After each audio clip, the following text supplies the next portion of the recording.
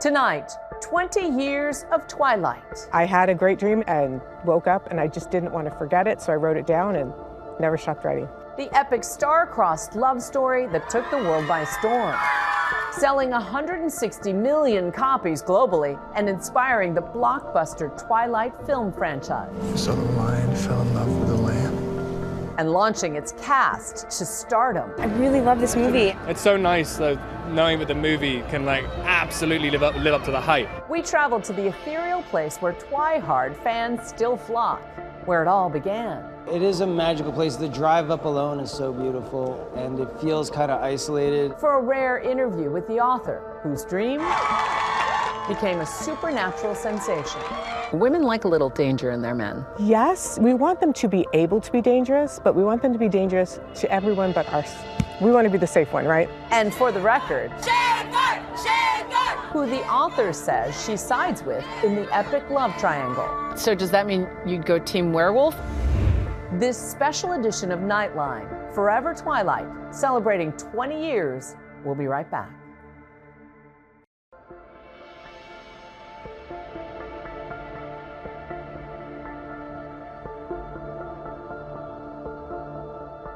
Thanks for joining us. Tonight, imagine having a dream, a romantic fantasy, which turns into a multi-billion-dollar franchise.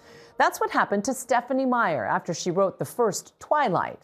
She tells me she never expected to create a global juggernaut from her forbidden love story between a shy teenager and a 100-year-old vampire. 20 years later, we take you back to the ethereal town in rural Washington that still draws fans, a place where it's forever Twilight. I had a great dream. Bella and Edward didn't have names then. It was a boy and a girl, and they were sitting in the sunshine in a beautiful forest, and he was glittering and sparkling. It was so beautiful. And then their conversation is about how much he wants to kill her, but doesn't want to. And so the juxtaposition of this strangely violent conversation with this beautiful visual really stuck with me. And woke up and I just didn't want to forget it, so I wrote it down and never stopped writing. What she put on paper became the Twilight Saga, the series that took the world by storm. It's the tale of Bella Swan, a shy girl moving to a small, rainy town and falling for Edward Cullen, a classmate with a dark secret. Vampire. Women like a little danger in their men. Yes, we want them to be able to be dangerous, but we want them to be dangerous to everyone but us. We want to be the safe one, right? Tonight, author Stephenie Meyer sitting down for a rare interview on the series that made her a household name. If I could do another run at it, 100% I'd do it. What would you change? And we'll take a trip back to where it all began, Forks, Washington, where Bella Swan and the Cullens called home, and where fans go to pay homage. I get chills looking around and being like, I've actually made it to Forks. What made you pick Forks? I mean, literally, because I Googled the rainiest place in the US, and Pacific Northwest showed up, but the name Forks was just so quirky and fun that I was drawn to that, and I thought, this is perfect.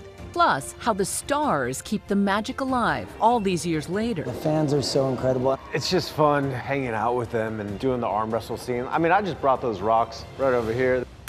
It's the book series that redefined vampires for a generation.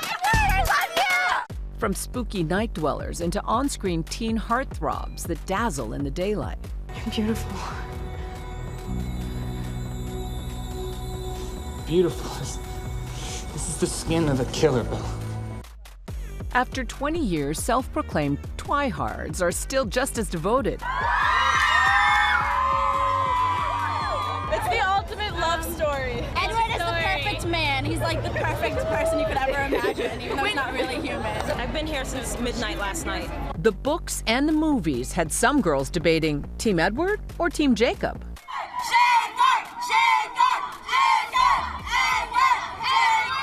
What's it like 20 years later and your fans are just as into it? I don't even know how to process that. I wasn't expecting fans when I started this. I was shocked that anyone would want to publish something I'd written. And then to be back here and still have people care, I mean, it's really, really flattering, but I never expect that to last. It's bizarre to me that 20 years later, I'm back here talking to you. The movie's becoming one of the most successful franchises of all time, earning $3.3 billion globally, according to Forbes. I really love this movie. It's so nice though, knowing that the movie can like absolutely live up to the hype. We continue to be surprised. I mean, it's just this amount of passion from fans. It's not normal. The movie's now finding new fans in the age of streaming. Why is Twilight so enduring? I think I was able to capture just a little bit of what it feels like to fall in love. And that's such an amazing feeling that it's something that's fun to revisit. But it's not just falling in love, it's forbidden love. Yes, well, it's love that's on its surface kind of doomed, and that's always exciting.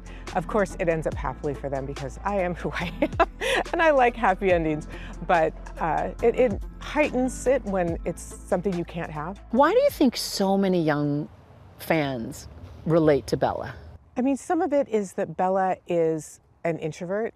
I think a lot of our heroines that we get in books are adventurers. They're wielding swords and they're doing daring do's. But Bella is a quiet girl. She reads books. We don't get a lot of quiet readers as our heroes. She's you, isn't she? She is someone that I would be friends with. I think Bella is maybe 50% me. I'm shy, I like to read. But that's where the similarities end for Stephenie and Bella, the author revealing one big difference in their fates. I would not have probably chosen the vampire. Like, I am way too, like, no, I don't need that level of adventure. So does that mean you'd go team werewolf or you'd sit at home? Probably team werewolf. I did marry the boy I grew up with, like the family friend that I'd known since I was 4, so that's definitely more my style. Are there favorite lines from the books? The lines that got popular, like, and so the lion fell in love with the lamb. So the lion fell in love with the lamb. Like, I've seen it and heard it a million times, and all of a sudden I'm thinking, maybe I could have done better with that. But you think you could have done better? If I could go back in and edit again now, oh, I would love to have that chance. 100% I'd do it. What would you change? I would probably rewrite every line just a little bit. Over 160 million copies of the Twilight saga have been sold worldwide. I have a lot of imposter syndrome about anything, and so for that, it's like, well, that clearly is not me. You, of all people, don't think you're worthy? Oh, I feel all the time like I'm walking around in someone else's shoes doing their job, and it's like, I shouldn't really be here. I'm not qualified for this. To celebrate 20 years, the books are getting a whole new look, featuring sprayed edges and brand new cover art. What makes this so beautifully different? We've been looking at the same cover for 20 years, and how exciting to have something new and pretty. The fandom going strong since 2005, but in 2008, it took on a life of its own when the first movie came out. Kristen Stewart embodied the soft-spoken heroine, Bella Swan. I was unconditionally and irrevocably in love with him. The dreamy and elusive Edward Cullen, portrayed by Robert Pattinson. You better hold on tight, Spider Monkey. Over the years, he seemed unimpressed with the hoopla, fans pointing to this interview with Jimmy Fallon. Because they don't want it to be over. Yeah. It's a little bittersweet, isn't it? For them. No. But later in this GQ clip, softening his stance. I do think there's something in that first movie. You can see that people were taking it seriously, and it kind of has a passion to it. Fueling the fandom was Pattinson and Stewart's on and off again real-life romance. I can't be shivering because Jacob's supposed to be just perfectly fine in it. Taylor Lautner rounding out the cast as the third part of the on-screen love triangle, the werewolf Jacob Black.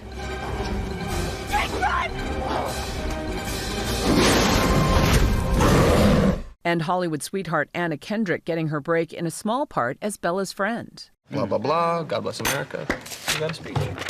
Yeah, no, this will be my speech when I want all my friends to throw their diplomas at my head. Thank you. Even now, 2 of the actors stopping by the 20th anniversary celebration.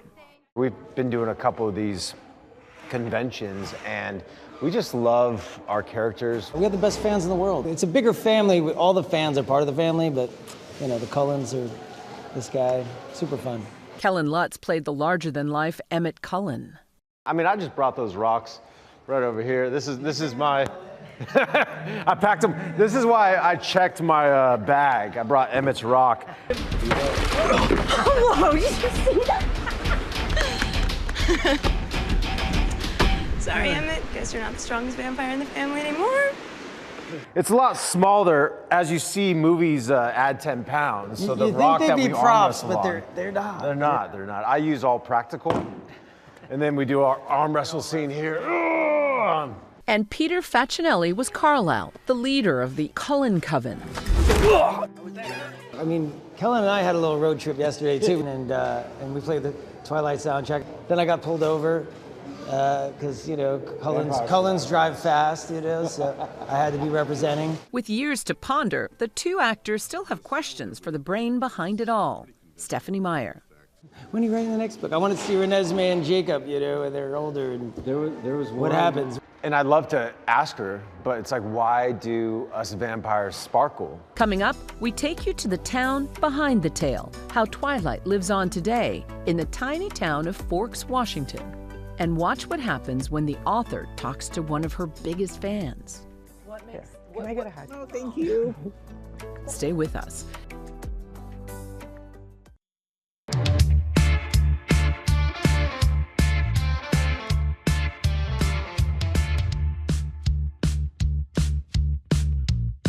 What is it that you love about Twilight? Vampires.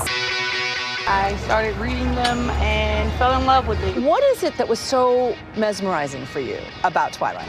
Everything. Here in Forks, Washington, it's always Twilight. So back when Twilight was published in 2005, we had about 5,000 people for the whole year come into the visitor center. By 2008, we had about 18,000. And the next year we had 69,000. That's been the biggest gift, is just introducing people to this area.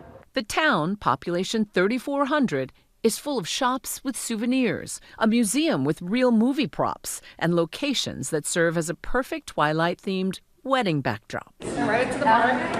And superfan Lizzie Andros leads the charge. We're very remote. We're 56 miles from the nearest town. We're closer to space than we are a Walmart, And then, of course, with the overlying Twilight story always in my mind, kind of living out my little Twilight fantasy of my own, She uprooted her entire life and joined the community of Forks to live amidst the fantasy. I read the whole series, saw the movies, and in 2009, my mom and I decided we were going to move to Forks. One of Lizzie's biggest labor of love, the Forever Twilight in Forks collection, a museum with carefully curated movie props and costumes. We have the costumes that were worn in the movies. The white mannequins are the humans, the silver are the monsters. Those are not my words. This is the famed author's first time seeing it. This is the scene where Bella finds out Edward is a vampire. Well, it's also the poster costumes. Yes. Is that what he's wearing in the field as well? Yes. Oh, your favorite scene. This is the costumes.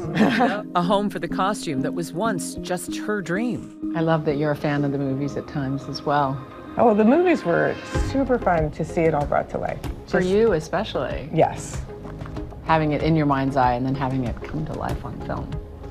Well, and also just the idea that someone would take something that you had made up and put this kind of effort into it is amazing. The museum showcasing how the books have reached across the world. All the different covers and different editions and so forth. We just can't wait to get our hands on as many copies as we can. Now that she's here, what would you say to Stephenie? I just want to thank Stephenie. She put me on a different trajectory in my life, and now I'm here. And I mean, this I feel like is my purpose, is to help bring Twilight fans together and share the love of Twilight. So thank you. Can I get a hug? Oh, thank you. That was beautiful. Thank you. The collection is just one attraction during the annual Forever Twilight in Forks Festival. Here, Twi-hards spend 4 days fully immersed in all things Twilight, even mingling with method actors dressed up as the cast, and getting a chance to speak to Stephenie herself. The first one is if you've ever considered giving Bella and Edward a different ending. This was the best ending, I think, or the best version so far. There was a time when not everybody loved the idea of a wedding. Welcome to Forks, everybody. Actor Eric Odom played Peter in Breaking Dawn. Especially Peter, who had fought alongside Jasper as a newborn. And he's a staple at the festival. You're with people who all love the same thing, and for one weekend out of the year, you get to just be together in this beautiful place. 20 years of Twilight, over 10 years of friendship, and forever to go. It's unbelievable. I get chills looking around and being like, I've actually made it to Forks. I mean, how many other fandoms can you actually go to a real life place and live that fantasy? What up, baby? Longtime fan Jerry has met the cast multiple times, traveling all the way from the UK for the first time to Forks. Thank you so much. I've got autism, so I always say to the cast when I see them about being different, and they said, well, the characters in this movie were different, the Cullens were different. I love people that tell me that the books made them feel like they could be who they wanted to be without worrying about what other people think.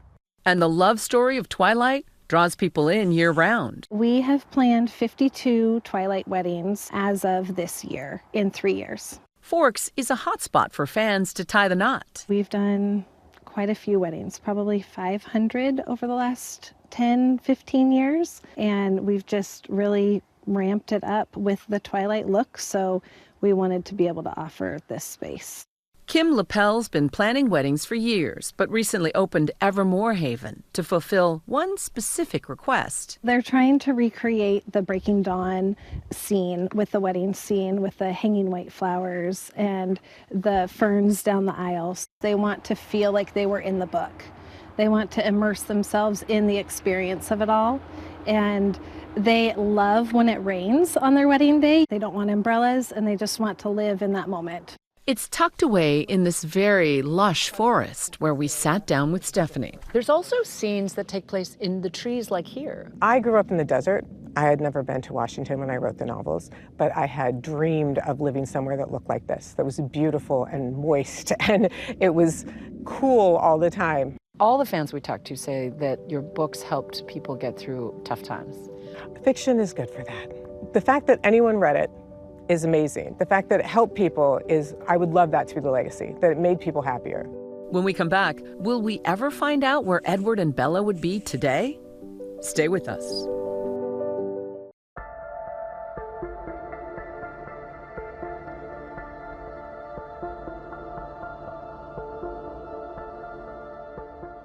What do you think Edward and Bella would be doing today?